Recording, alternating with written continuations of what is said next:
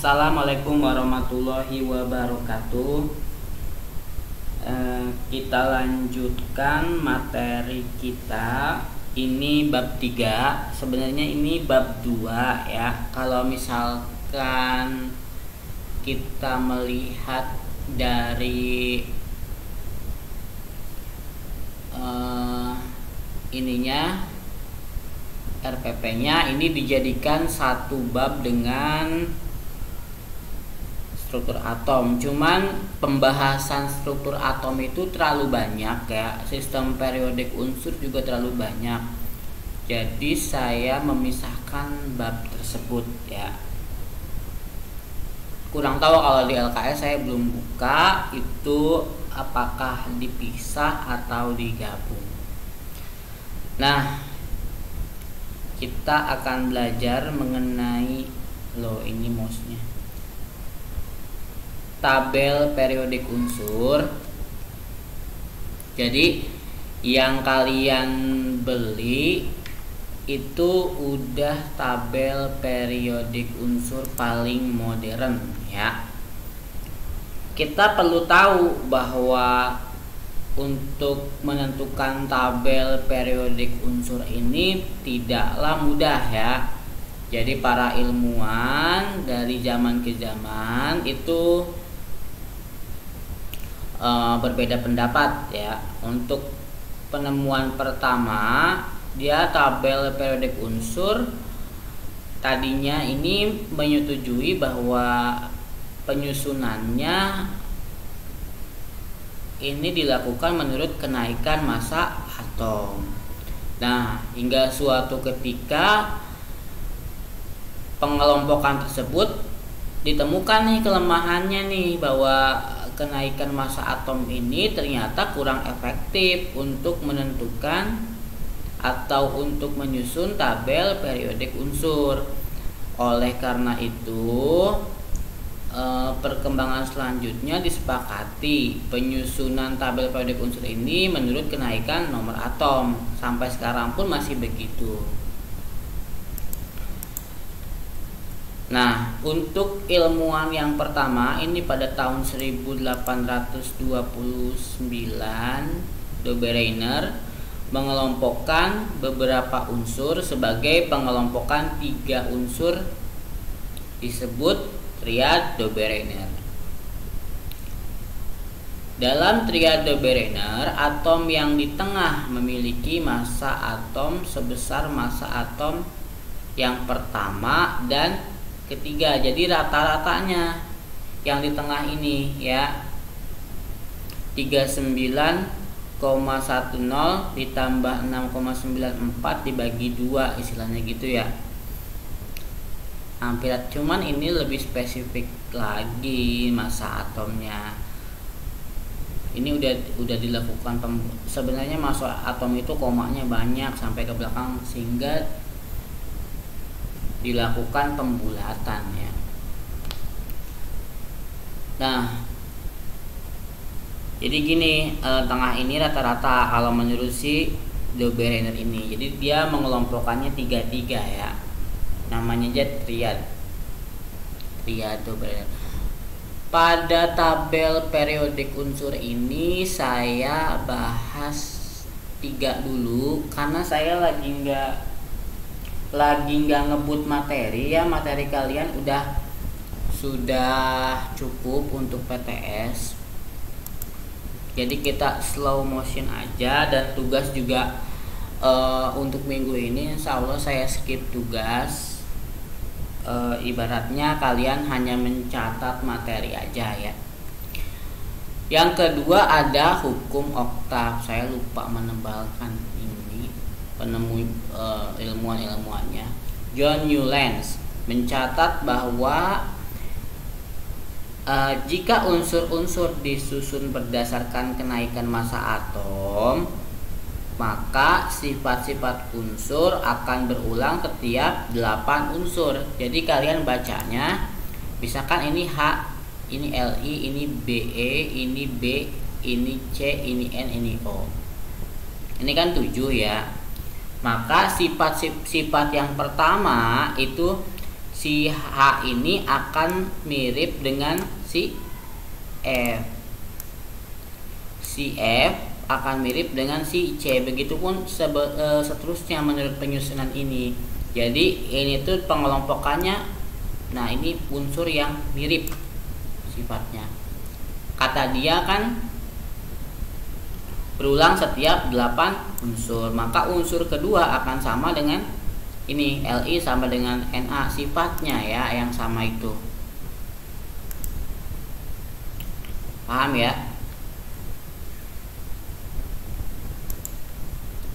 Nah, yang ketiga, tabel periodik Mendeleev. Itu ilmuannya namanya Dmitri Mendeleev dan Lothar Meyer. Ini dia berdua mempublikasikan tabel unsur-unsur menurut kenaikan massa atom. Karena berat ya, kalau sendiri ini kan lebih kompleks kelihatannya ya. Jadi ini sebenarnya ini tuh udah diterjemah ya. Kalau ada kalian nanti kalau di LKS gak tahu, dia masih memakai bukan bahasa Inggris, ini kan bahasa Inggris. Kalau di yang aslinya itu yang di buku grup P ya, mungkin pada saat itu grup P ini dia penamaan grup ya, seperti itu. Makanya ini kan bahasa Inggris dia. Nah, jadi dia mengelompokkan ini unsur yang sifatnya mirip, dia terletak dalam satu kolom ya. Perhatikan H, L, I, N, A, K terletak pada kolom yang sama, grup P1 ya, karena sifatnya mirip. Nah, unsur-unsur ini tentunya sama nih. Yang setelahnya juga BE, MG, CA, ZN, SR, CD, BA itu juga disebut kemiripan sifat. Nah, pertanyaannya, kenapa ini kosong ya? Kenapa ini kosong?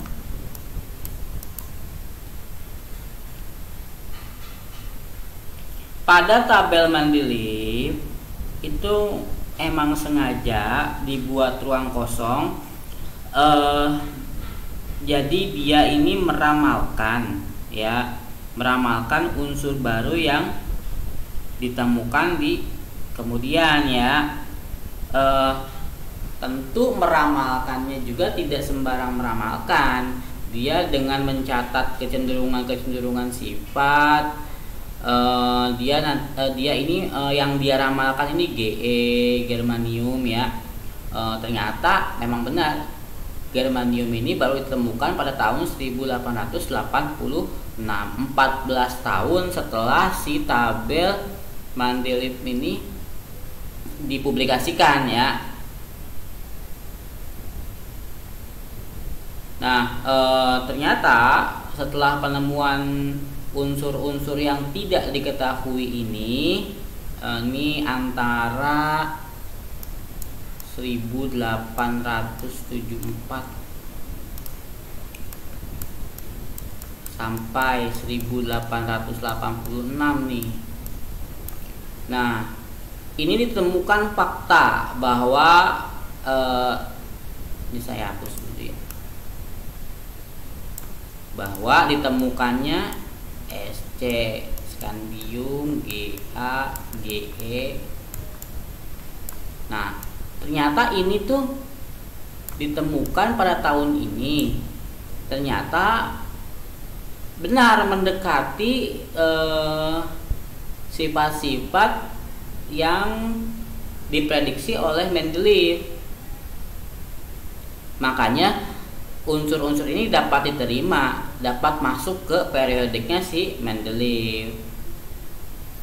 Dan karena si Mendeleev juga menyusun unsur-unsur berdasarkan kenaikan massa atom, jadi beberapa unsur harus terletak terbalik dalam tabel periodik. Contohnya di sini ada enggak?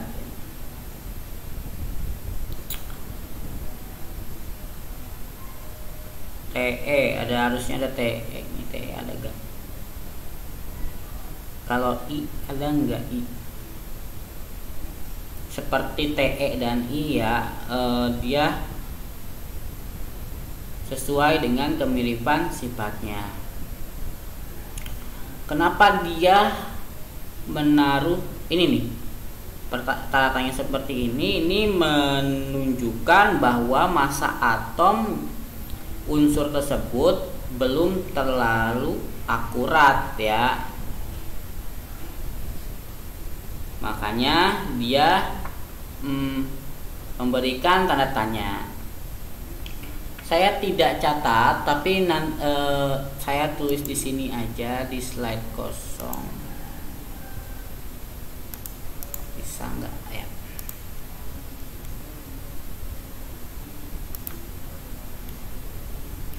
Sebenarnya bagus juga nih.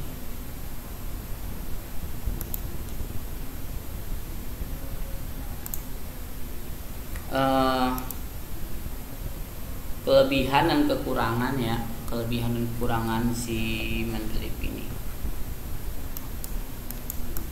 Kelebihan dan kekurangan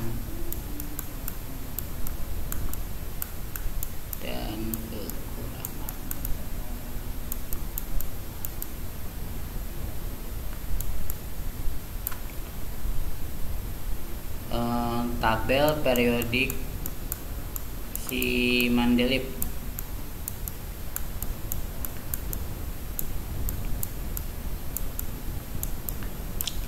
Yang pertama itu dia kelebihannya dulu ya. Kita bicara kelebihan.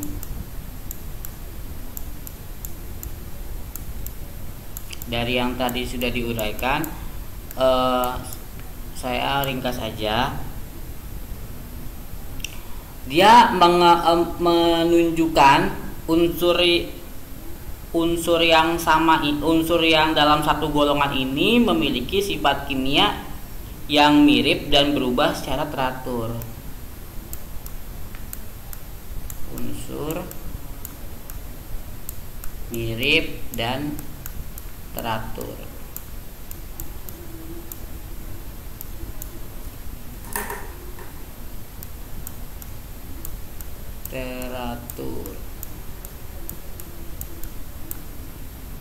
B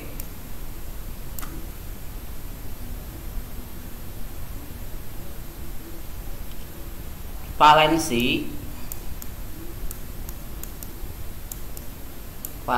tertinggi. Kita udah belajar ya elektron valensi.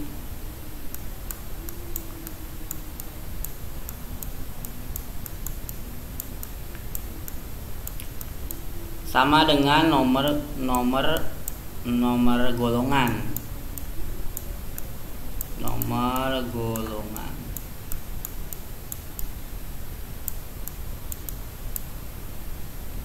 Si Mendelip ini punya hebat nih, dia dapat meramalkan unsur-unsur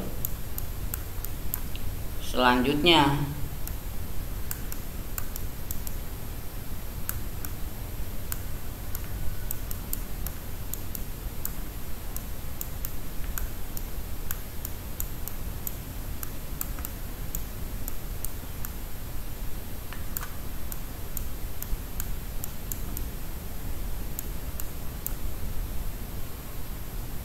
Ada juga kekurangannya.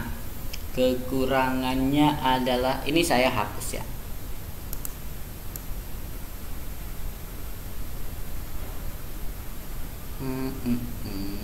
Kekurangan. Sekarang kita harus bicara kekurangan.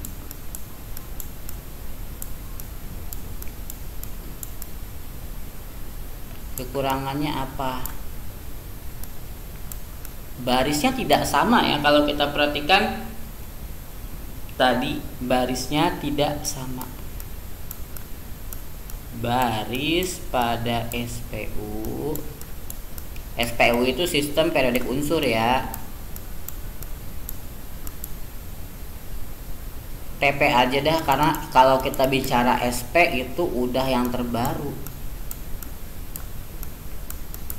tidak sama. PP itu tabel periodik. Kalau kita bicara SP itu dia udah merujuk ke yang terbaru. Nah, ada unsur yang tidak disusun berdasarkan kenaikan massa atom. Ada unsur yang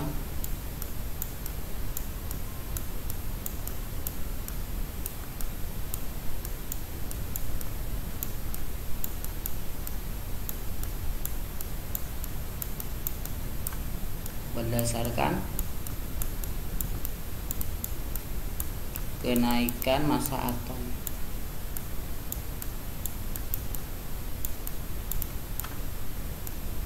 Massa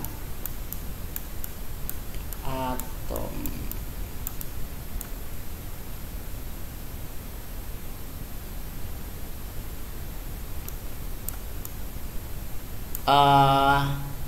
Dia tidak bisa meramalkan massa. Tadi kalau unsur dia bisa.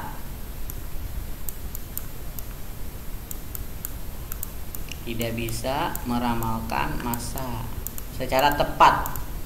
Kalau massa doang sih dia cuman kurang ininya aja ya, kurang tepat. Aduh, maaf ya, ini ya jelek ya. Secara tepat.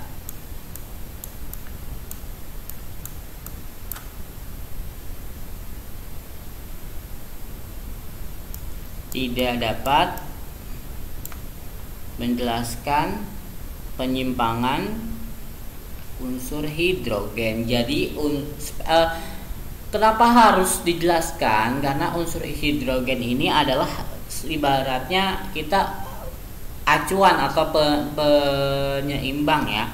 Jadi harus ada kaitannya. Kalau semua unsur tuh harus ada kaitannya dengan unsur hidrogen ya.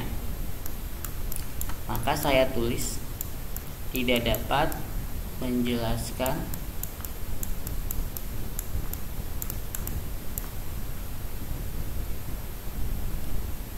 penyimpangan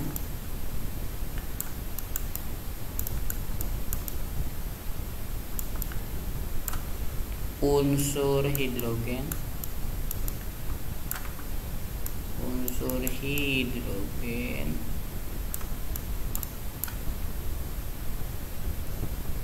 dari unsur lain.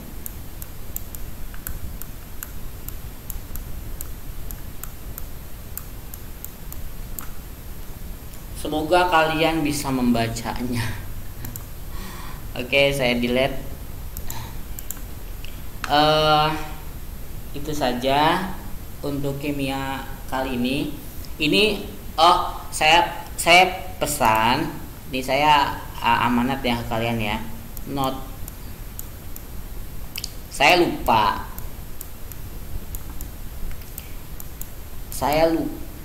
bahwa kita belum belajar jari-jari atom, afinitas elektron, serta keelektronegatifan ya. Tolong dibaca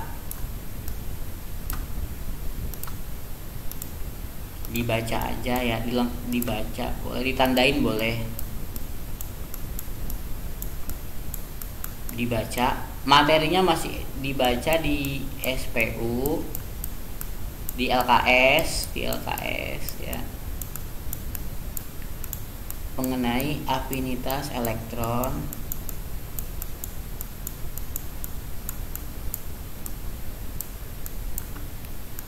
keelektronegatifan,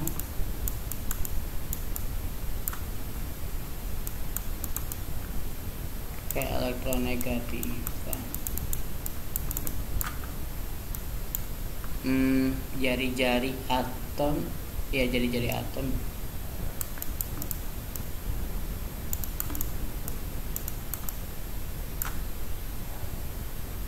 energi ionisasi.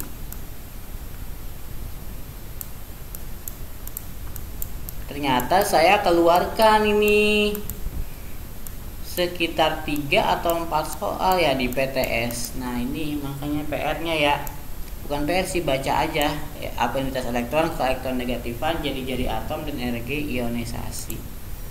Oke, nanti kita ada soal tutorial saya bahas supaya kalian punya bekal untuk menghadapi PTS besok. Assalamualaikum warahmatullahi wabarakatuh.